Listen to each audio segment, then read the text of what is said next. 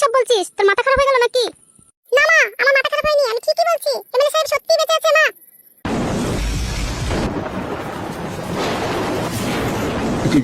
এটা কি করে সম্ভব বৌমা?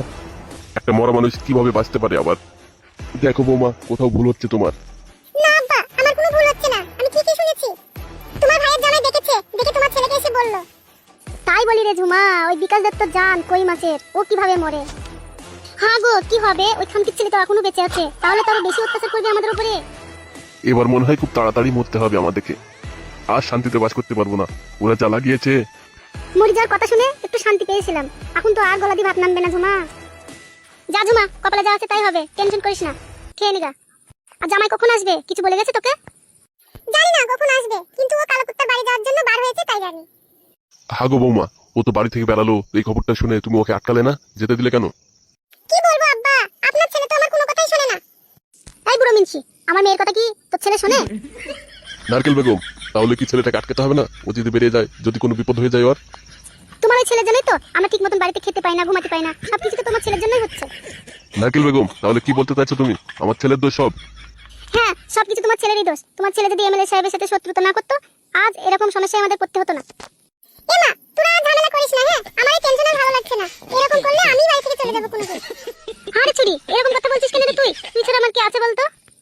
মা, আমার এত টেনশন ভালো লাগছে না। ঘরে ঝামেলা, বাইরে ঝামেলা, আর তোমার আর আব্বার অজ্জের ঝামেলা আমারও ভালো লাগে না। আরে ঝুমা, রেগে যাচ্ছিস কেন আমার উপরে?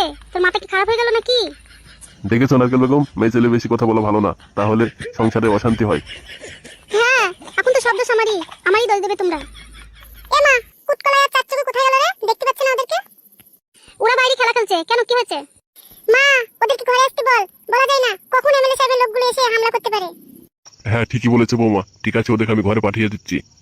ঠিক আছে আব্বা, ওদেরকে ডেকে নিয়ে আসেন।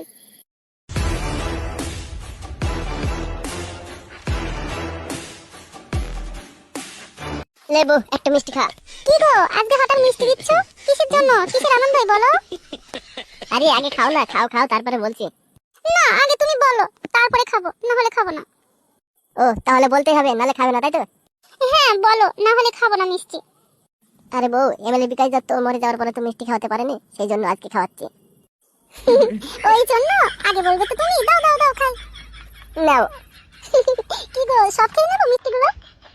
হ্যাঁ হ্যাঁ, খেয়ে নাও খেয়ে নাও, তোমার জন্য তো মিষ্টি। কি ব্যাপার বউ, কে ডাকছে মনে হচ্ছে না? হ্যাঁ, ফুটু ভাই ডাকছে। কালকাতা কালকাতা, কি ব্যাপারে, কি হয়েছে তোদের?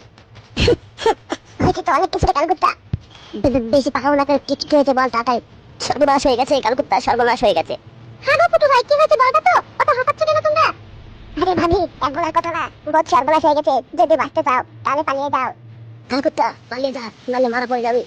আরে বোকাতে দা, বেশি আর কি না মেরে, কি হয়েছে তাড়াতাড়ি বল। কালকুত্তা, আমি যে কথাটা বলবো সেটা শুনলে কিন্তু তোর মাথায় বাজ পড়বে।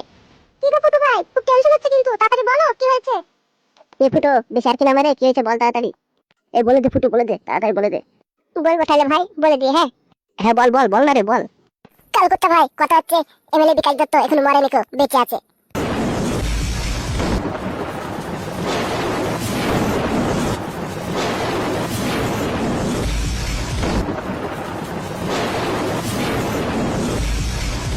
কি বলছি রে বোকাচোদা? সত্যি ফুটু ভাই? হ্যাঁ গো কালকুত্তা ভাই, আমি নিজের চোখে দেখেছি এমএলএ বিকাশ দত্তকে। আবার আমাকে তাড়াও করেছিল, আমি ভয়ে পালিয়ে এসেছি ওর কাছ থেকে। তাহলে এখন কি হবে ফুটো ভাই?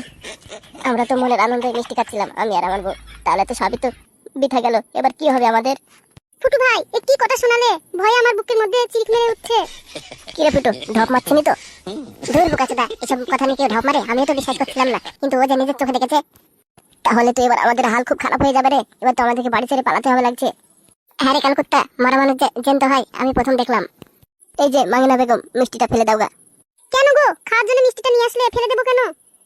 এই মিষ্টি আর খেতে পারবো না গো মাঙ্গিনা বেগম, আনন্দ করার জন্য মিষ্টিটা নিয়েছিলাম, কিন্তু এখন যা শুনলাম এই মিষ্টি আর আমার পেটে যাবে না। কালকুত্তা এদিকে শোন। হ্যাঁ বল। তাহলে কি উপায় আছে বল একটা, দেখি এখন আমরা কি করব। তাই তো ভাবছি, বাড়া মাথায় কত টেনশন ঢুকে দিলি, কমনে কি করবো ভেবেও পাচ্ছি না গো। শোনো ফুটু ভাই, আমার মাথায় একটা বুদ্ধি আসছে। হ্যাঁ বলো ভাবি, দেখি তোমার কি বুদ্ধি। শোনো তাহলে তোমরা তিনজন চুপি চুপি পার্টি অফিসে যাও, দিয়ে দেখে আসো ও সত্যি বেঁচে আছে না ওর আত্মা ঘুরছে। অকালে মৃত্যু হলে তো আত্মা ঘুরে বেড়ায়। হ্যাঁ, কথাটা তো তুমি মন্দ বলো নিখো, ঠিকই বলেছো, আমাদের ওটা করাই উচিত। আরে আমি সত্যি দেখেছি ওকে, নিজের চোখে দেখেছি, ও এখনো বেঁচে আছে। এই ভাবি যা বলছে তাই কর, ওটা তোমার আত্মা হতে পারে। চল সত্যি করে দেখেছি ও বেঁচে আছে কি মরে গেছে। হ্যাঁ হ্যাঁ, সেটাই কর, ভালো হবে সব থেকে। তাহলে আমরা কনফার্ম হতে পারবো ও সত্যি বেঁচে আছে না ওর আত্মাটা ঘুরে বেড়াচ্ছে। বলছি তাহলে আমার কথা বিশ্বাস হচ্ছে না? ঠিক আছে চ তাই করি। হ্যাঁ হ্যাঁ, চ চ তাড়াতাড়ি চ। ঠিক আছে চ। শোনবো তাহলে আমি যাচ্ছি, তুমি ভেতরে থেকে গেটটা মেরে দেবে, আর কেউ আসলে গেট খুলবে না, ঠিক আছে? আমি যতক্ষণ না আসবো ততক্ষণ গেট খুলবে না। ঠিক আছে যাও, সাবধানে যেও, আর খুব তাড়াতাড়ি চলে এসো। ঠিক আছে বউ, খুব তাড়াতাড়ি চলে আসবো। চলে গেলাম তাহলে আমি।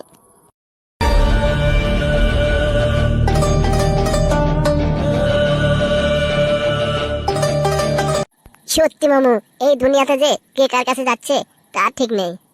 কেন হঠাৎ এরকম প্রশ্ন করলে? হ্যাঁ গো মামু, ঠিকই বলেছি, কে কার কাছে যাচ্ছে ঠিক নেই তো। মানে কে আবার কার কাছে গেল?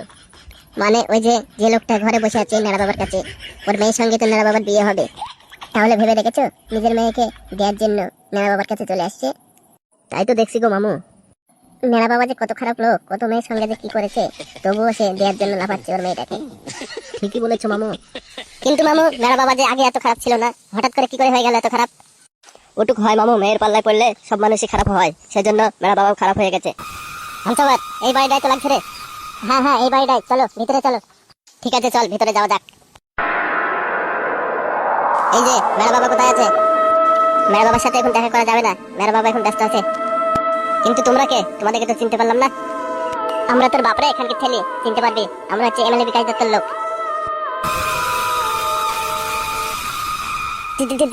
গালি দিচ্ছ কেন ভাই, গালি দিচ্ছ কেন? যা বলছি তাই কর, নাহলে বোম মেরে তোর পাশা উড়িয়ে দেবো। যা মেয়ের বাবাকে ডেকে নিয়ে আয় এখানে। উস্তাদ একটু জরুরি মিটিং আছে, আপনারা পরে দেখা করতে পারেন। সেই মিটিং আছে তোর উস্তাদের কাছে আছে, আমাদের কাছে কোনো মিটিং নাই। যা তাড়াতাড়ি ডেকে নিয়ে আয়। এই মামু যা তো, তুই ডেকে নিয়ে আয় তো। হেট বড়া, আমি পারবো না, এখন মিটিং এর সময় ডিস্টার্ব করলে ভাই রেগে যাবে।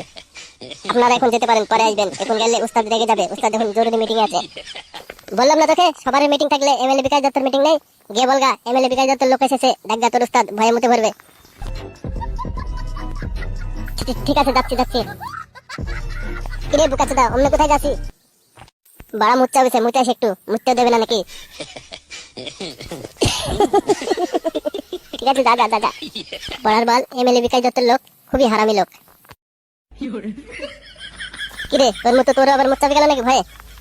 না না, আমার চাপাইনি।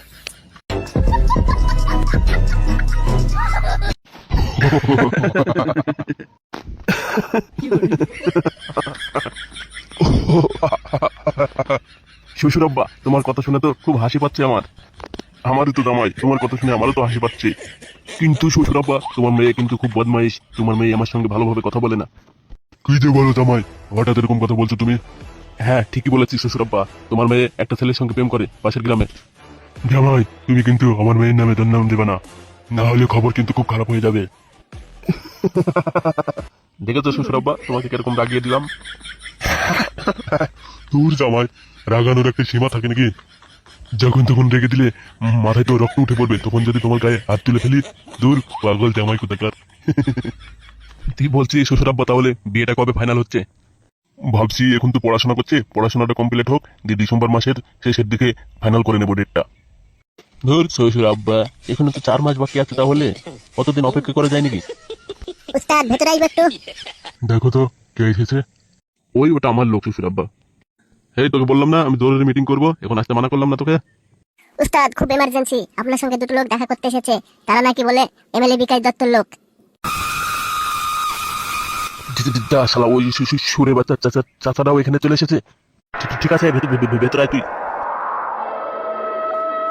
দি বল, কি বলছিল ওরা এসে? ওরা বলছে তোমার সঙ্গে দেখা করবে নাকি, খুব এমার্জেন্সি দরকার আছে, সেই জন্য বাইরে দাঁড়িয়ে আছে। ওদেরকে চলে যেতে বললাম, বস এখন জরুরি মিটিং আছে, তাও শুনলো না। শালা খানকে ছেলে চাচা, এবার আমাকে ছাড়বে না। কি গো জামাই, কি হয়েছে হঠাৎ করে টেনশনে পড়ে গেলে? ওই কিছু না শ্বশুর আব্বা, ওই একটু সামান্য একটু প্রবলেম আছে সেই জন্য। ও বেশ বেশ, ঠিক আছে। এই ওদেরকে বলগা, যা বলার আমাকে বলো। ওই উস্তাদ এখন ঘরে নেই, উস্তাদ কোথায় গিয়েছে আমরা জানি না। তাহলে উস্তাদ তাই বলবো? হ্যাঁ তাই বলগা যা। উস্তাদ যদি ওরা ঘরে জোর করে ঢুকে পড়ে তাহলে তখন কি করবে? যদি জোর করে ঢুকার চেষ্টা করে তাহলে আমাকে একটা ফোন করে বলে দিবে আগে থেকে। ঠিক আছে উস্তাদ। যা যা এখন যা, তাহলে মিটিংটা সেরে নিই আমি। ঠিক আছে ওস্তাদ, তাহলে তাই বলবো দেখে। আচ্ছা জামাই বাবাজি, তোমার কোনো প্রবলেম হয়েছে মনে হয়, তোমার মুখটা দেখে খুব টেনশন মনে হচ্ছে। আরে কোনো প্রবলেম নাই শ্বশুর আব্বা। তাই নাকি? তো আমার সকল অডিয়েন্স বন্ধুরা, কথা হচ্ছে যেটা বলার লেগে আসলাম। এই বল, তুই বল, আমার ভালো লাগছে না। আরে মিনসি, তোমার কি বুদ্ধি শুদ্ধি কিছু নেই নাকি? এতগুলো প্রিয় বন্ধুরা দেখছে আর তুমি মেয়ে ছেলেদের কথা বলাচ্ছ। কেন, তুমি বিটা ছেলে মানুষ, তুমি বলো কথা। ও তাহলে আমি বলবো? হ্যাঁ তুমি বলো। তো বন্ধুরা